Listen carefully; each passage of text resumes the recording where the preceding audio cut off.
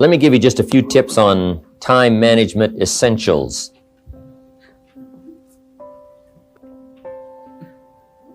First of all, you run the day or it runs you. A little simple analysis. It's not that difficult to get something started, and you run it for a while, and after a while it starts running you. That's part of the challenge. I told my staff one day, giving birth to a tiger is one thing, learning how to ride it is something else, right? Sometimes you start it and then it turns around and starts giving you all kinds of trouble. Next, the time you've already committed to labor is enough time. If you're working already 8-10 hours a day, that's about it. You just can't work much more than that. Bursts at a time, you can work 12, 14, 16, right? And I'm sure we've all learned to do that, put in the extra time. But after a while, you pretty well have to put your life in balance, or your health is in jeopardy, and your heart's in jeopardy, your blood pressure is in jeopardy, a lot of things, if you don't stay in balance. So you don't have to put in any more hours, probably. All you have to do is just make better use of the hours. A cliche we've all heard. It's not the hours you put in, it's what you put in the hours that counts. Now also you need a written set of goals, time management essential, priorities. Good plan for the next 10 years especially, some of the things you want to accomplish. Let our dreams pull us through, our objectives sustain us, get us up early, keep us up late, all right, drive us to do the disciplines, read the books, take the classes, study, whatever's necessary. And a constant review of your goals, because that's how you determine how to use your time, whatever priorities you're going for. Then you need a plan to achieve your goals. And game plans, laying out 6 months, laying out a year. When you do business internationally, several corporations, we just formed our first Australian corporation. You just got to have game plans to lay all this stuff out. Otherwise, it just doesn't get done. Things get missed. Taxes don't get paid. The details don't get taken care of. You've got to learn to think on paper. And if there's one thing under time management we can get across that's major, that one is it.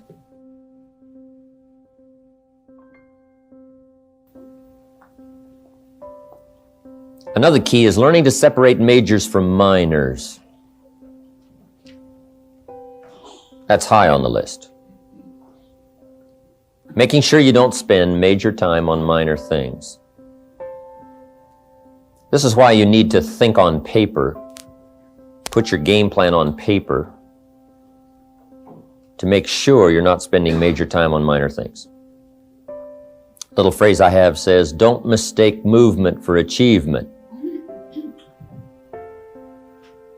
It's not that difficult to get busy. What you have to do is check to see what you're busy on. Because it's easy to haul out the trash and fix the screen door, get the car washed, take the kids to school. I mean, it's easy to stay busy, right? The key is on what? So separate majors from minors. Next time management essential is concentration, zeroing in. Preoccupation is fatal, both on the freeway and in business. You got to keep your mind concentrated. I have a little rule that says, don't start the business day till you get to the office. I used to start my business day in the shower or at the breakfast table, and it just messed up a lot of things. I'm sitting at the breakfast table, guess where my mind is? At the office.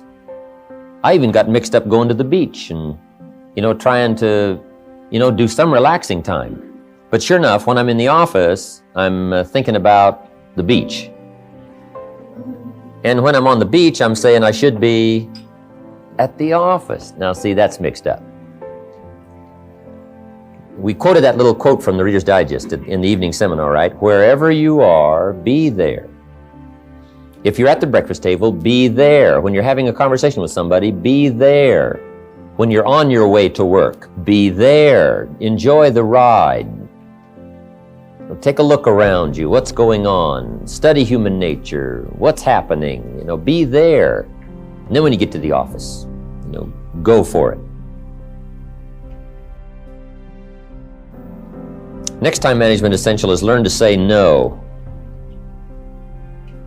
Boy, it's easy to overload your calendar, get yourself into all kinds of time management problems simply because you didn't have the strength to say no when you should have said no. It's much more difficult to say no and then try to get out of it later, call back, make the arrangements, go through the whole embarrassment.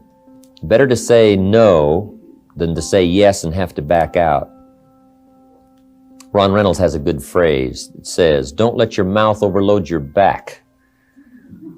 That's good.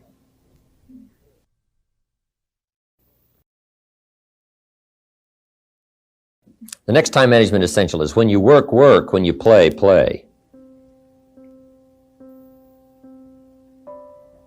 That one I learned the hard way. See, if you're going to put in a day, just put in the whole day. And if you're going to take some time off, take it all off. Right? Take the whole day off. If you're going to work a day, work a good, long, hard day. If you're going to play, play, play all day. Either work all day or play all day. Because guess what? If you're gonna knock off at 3 and go play, guess what you're thinking about all morning?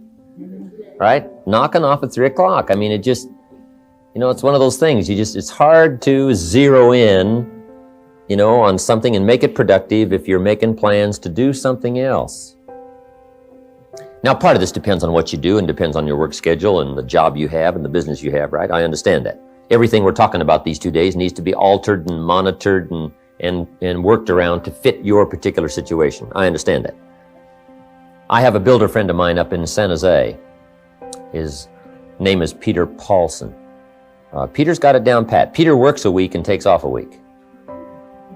That's the way he's got it arranged. He's a builder. Now, it's kind of clever, though. See, he works 5 days, takes off 9. That's a little... He says work a week, take off a week, yeah, but it's really 5 and 9. Because it's 5, and then it's a weekend, and 5 days, and another weekend, right? So, but what Peter does, the 5 days he puts in, he works, 14, 16 hours, almost around the clock, keeps 2 or 3 secretaries going, gives all the orders, the accountants, the superintendents, the builders, the whole thing, gets it all arranged, and works around the clock for 5 days, and then takes off. Now, you might not have the luxury of being able to do it that way, but just work on this. When you work, work. When you play, play. Okay, the next time management essential is analyze how you are and then either compensate for it or change. Sometimes you can remain how you are if you just make other arrangements. My staff discovered I'm a poor courier. They said, "Mr. Rohn, here's a check for Jerry Haynes. You're going to be up north, right, in the next couple of days?" I said, "Yeah, no problem. Give it to me. I'll see that he gets it." Guess when I next hear about that check? From my cleaners. Saying, "Mr. Rohn, we found this," right? Now, I say, "Look, I know I messed up that time, but, next time I'll make sure, see, but it just doesn't work. I'm not good at it."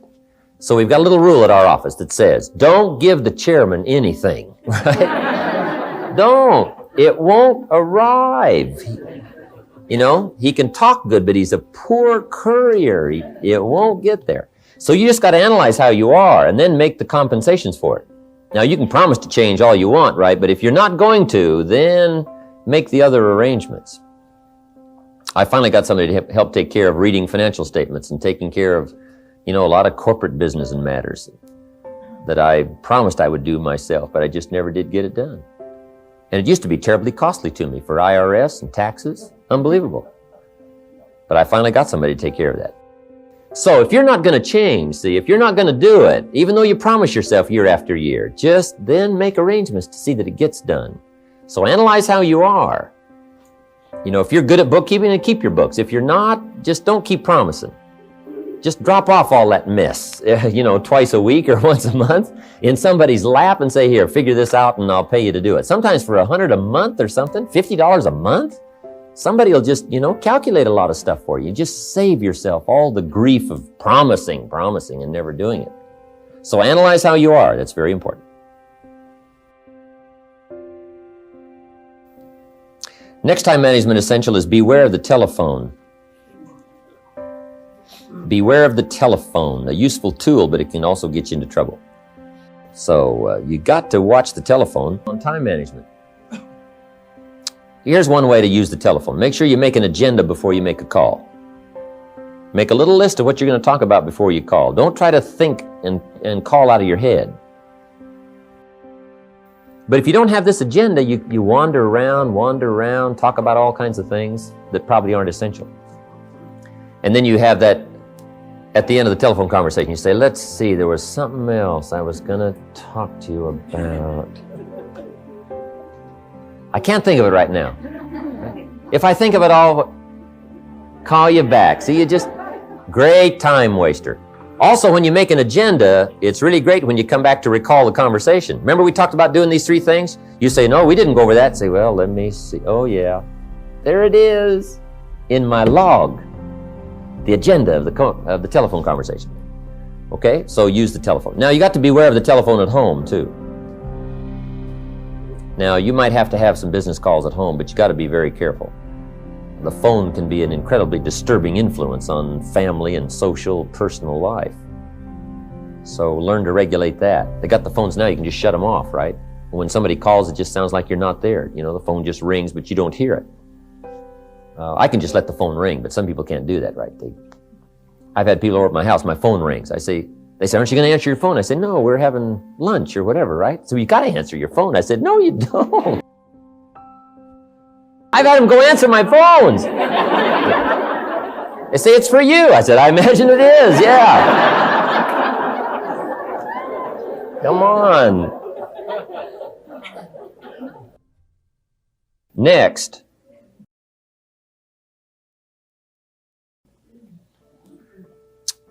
Time management essential is have a certain time to solve problems. We found that helpful, especially in the business world. We say problems after 3. Just set them aside. Now, you don't ignore them, but you just set them aside in a certain time frame. All the problem calls, you just call back after 3 o'clock and just go right through them. Now, also, in setting them aside till 3 o'clock, problem comes in at 9 o'clock. And you say, hey, 3 o'clock, Mr. Rohn's going to get on the phone and make all these problem calls, right? Call back all these answers. Guess what usually happens between 9 and 3? Somebody calls back and says, hey, tell him not to call. We've already got it worked out. But see, if you take that call when it comes, sure enough, now you got to spend time. We learn in sales training. People ask questions. You say, hey, save that till training class. Bring that question to training class. You just learn those time-saving things so you don't have to cover the same things with each person. Okay. Next on time management is read all the books. Just get you some ideas on time management from the books. There's books by Bliss, McKay, Lakin.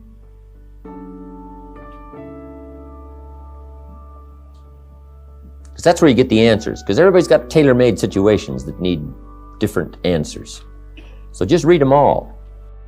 Some of them's got some kind of weird stuff. Right? If you're weird, do the weird stuff, right?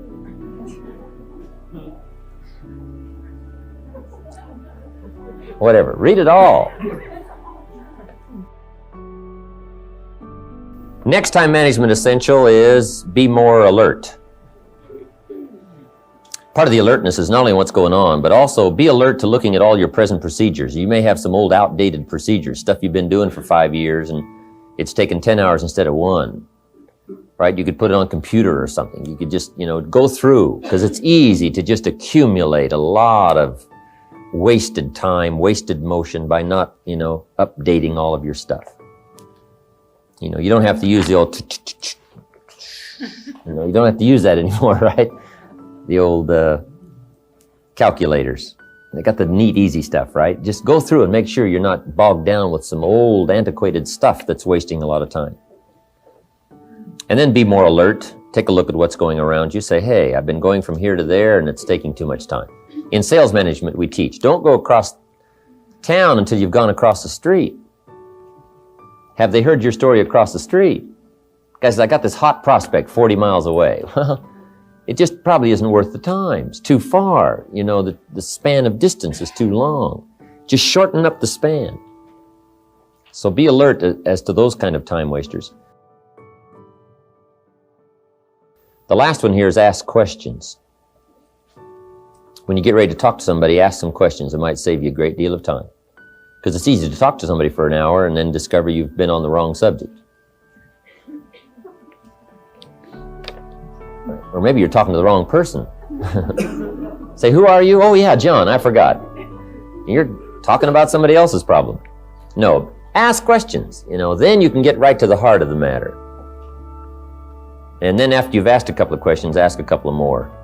Because you can ask somebody, hey, what's wrong? It's not going well, what's wrong? Guy says, well, I can't seem to get at it.